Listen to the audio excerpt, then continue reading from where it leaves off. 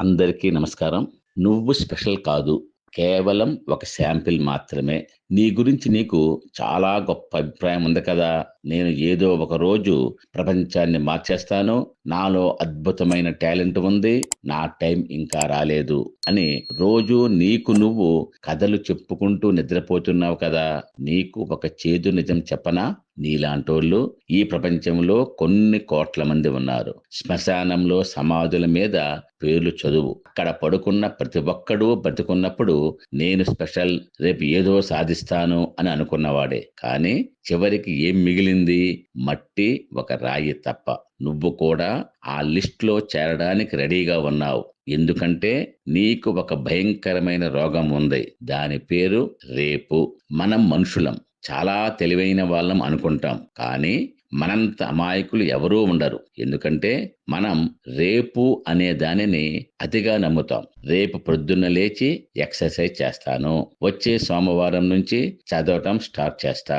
రేపటి నుంచి నా లైఫ్ స్టైల్ మార్చేస్తా. అసలు ఆ రేపుని ఎప్పుడైనా చూసావా? అది ఎప్పుడూ రాదు. నువ్వు నిద్ర లేచేసరికి అది ఈ రోజు అయిపోతుంది. మళ్ళీ నువ్వు దాన్ని రేపుకి పోస్ట్‌పోన్ చేస్తావు. నీ జీవితం మొత్తం ఇలా వాయిదాల మీద బతికిస్తున్నావు. బ్యాంకులో అప్పు తీసుకొని వాయిదాలు కట్టకపోతే బ్యాంకు వాడు వచ్చి సామాన్లు తీసుకెళ్తాడు. మరి జీవితం అనే బ్యాంకులో సమయం అనే అప్పు తీసుకొని పని అనే వాయిదా కట్టకపోతే యముడు వచ్చి ప్రాణం తీసుకెళ్తాడు. అప్పుడు కూర్చొని ఇంకొక రోజు టైం ఇవ్వండి సార్ అని అప్లికేషన్ పెట్టుకుంటావా? అక్కడ ఆప్షన్ ఉండదు. నీకు పని చేయడం కంటే ప్లాన్ చేయడం అంటే చాలా ఇష్టం. ఎందుకంటే ప్లాన్ చేస్తున్నప్పుడు ఒక కిక్ వస్తుంది. ఒక ఖరీదైన డైరీ కొంటావు. రంగురంగుల పెన్నులు కొంటావు. ఉదయం 5 గంటలకు లేవాలి. 6 గంటలకు యోగా, 8 గంటలకు బ్రేక్‌ఫాస్ట్, ఇలా పేజీలు రాస్తావు. ఆ రాయటం అయిపోగానే నీకేదో తెలియని తృప్తి వచ్చేస్తుంది. అబ్బా!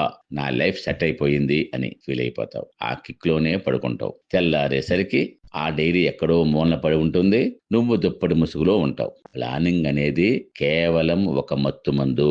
అది నీకు పని చేసిన ఫీలింగుని ఇస్తుంది కానీ, పిచ్చోడు అని పిలిచినా పర్లేదు. పిచ్చోళ్ళే చరిత్ర సృష్టించారు. తెలివైన వాళ్ళు ఆ చరిత్రను చదువుకుంటూ కూర్చున్నారు. ఇదంతా విన్నాక అబ్బా! సూపర్‌గా చెప్పాడురా! రేపటి నుంచి ఫాలో అయిపోదాం అని అనుకుంటున్నావు కదా! అక్కడే నువ్వు మళ్ళీ పప్పులో కాలేశావు. రేపు కాదు, ఇప్పుడు. ఇది వినటం ఆపేసి, ఫోన్ పక్కన పడేసి, నువ్వు ఇన్నాళ్లుగా వాయిదా వేస్తున్న ఆ పనిని ఇప్పుడు మొదలుపెట్టు. అది జిమ్‌కి వెళ్ళడమా? బుక్ చదవటమా? బిజినెస్ ప్లాన్ రాయడమా? లేదా ఎవరికైనా సారీ చెప్పటమా? ఏదైనా సరే జస్ట్ డూ ఇట్. మోటివేషన్ అనేది స్నానం లాంటిది. రోజూ చేయాలి. లేకపోతే కంపు కొడుతుంది. కానీ డిసిప్లిన్ అనేది ఊపిరి లాంటిది. అది ఆగిపోతే నువ్వు ఆగిపోతావు. మోటివేషన్ కోసం వెతకకు. డిసిప్లిన్‌ని నమ్ముకో. నీ లైఫ్ అనే సినిమాకి నువ్వే హీరోవి, నువ్వే డైరెక్టర్‌వి, నువ్వే రైటర్‌వి. ఫ్లాప్ సినిమా తీస్తావా? బ్లాక్ బస్టర్ హిట్ కొడతావా? అనేది పూర్తిగా నీ చేతుల్లోనే ఉంది. స్క్రిప్ట్ మార్చుకో. క్లైమాక్స్ అదిరిపోయేలా ప్లాన్ చెయ్యి. దులుపుకో.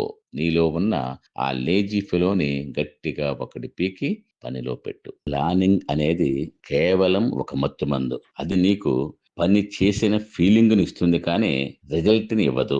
100 పేజీల ప్లానింగ్ కంటే ఒక గంట యాక్షన్ మిన్న. ప్రపంచంలో సక్సెస్ అయిన వాళ్ళెవ్వరూ పర్ఫెక్ట్ ప్లాన్‌తో పని మొదలుపెట్టలేదు. వాళ్ళు కేవలం మొదలుపెట్టారు. దారిలో ప్లాన్ మార్చుకున్నారు. నువ్వు మాత్రం పర్ఫెక్ట్ మ్యాప్ దొరికేదాకా కాలు కదపను అనే భీష్మించుకుని కూర్చున్నావు. ఆ మ్యాప్ దొరికేలోపు నీ ఆయుష్ అయిపోతుంది. ఈ రోజుల్లో అందరూ చెప్పే డైలాగ్ నేను చాలా బిజీ. ఒక ఈగను చూడు, అది కూడా రోజంతా చాలా బిజీగా ఉంటుంది. ఎక్కడ ఆగదు. అటు ఇటు తిరుగుతూనే ఉంటుంది. కానీ చివరికి అది సాధించింది ఏంటి? ఏమీ లేదు. నువ్వు కూడా ఆ ఈగలాగానే ఉంటున్నావు. పొద్దున్న లేచింది మొదలు రాత్రి వరకు హడావుడి, phone calls, meetings, emails, social media scrolling. రాత్రి పడుకునేటప్పుడు అలుపు వస్తుంది. కానీ ఈ రోజు నేను సాధించింది ఏంటి అని చూసుకుంటే జీరో ఉంటుంది. బిజీగా ఉన్నానని గొప్పలు చెప్పుకోకు. నేను ఈ రోజు ఈ పని పూర్తి చేశాను అని రిజల్ట్ చూపించు. నీ కష్టం ఎవరికీ అక్కర్లేదు. నీ చెమట వాసన ఎవరికీ ఇష్టం ఉండదు. అందరికీ కావలసింది నువ్వు పండించిన పంట మాత్రమే. చాలా మందికి ఒక బాధ ఉంటుంది. నాకు టాలెంట్ ఉంది, కానీ అవకాశం ఇవ్వట్లేదు. నా దగ్గర ఐడియా ఉంది, కానీ పెట్టుబడి పెట్టట్లేదు. ప్రభుత్వం నన్ను ఆదుకోవట్లేదు. నీకు ఒక విషయం క్లియర్‌గా చెప్పనా? ఈ ప్రపంచం నీకు ఏమీ బాకీ లేదు.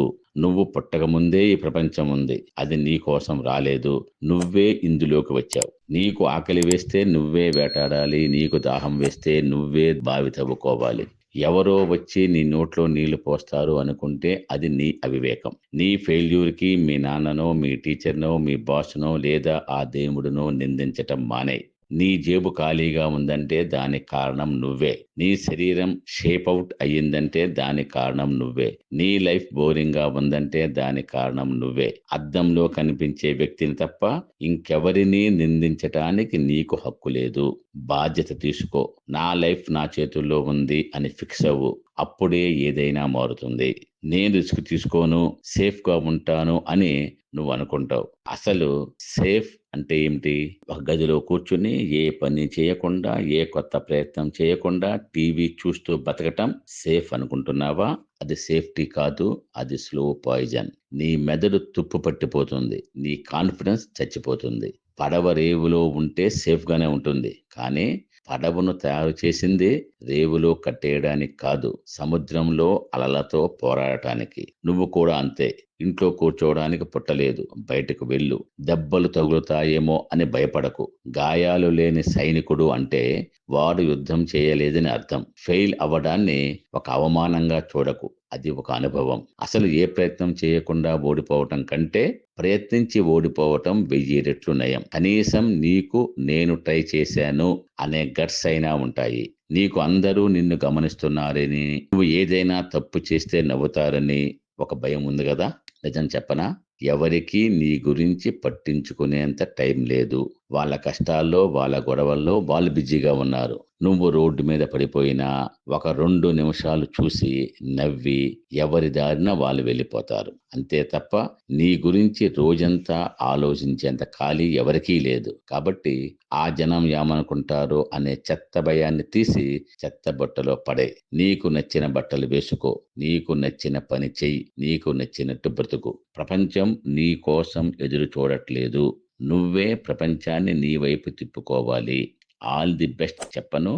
Get lost and get to work. Nallamothu Sridhar గారు రాసిన ఈ మాటలు నన్ను చాలా ఇన్స్పైర్ చేశాయి.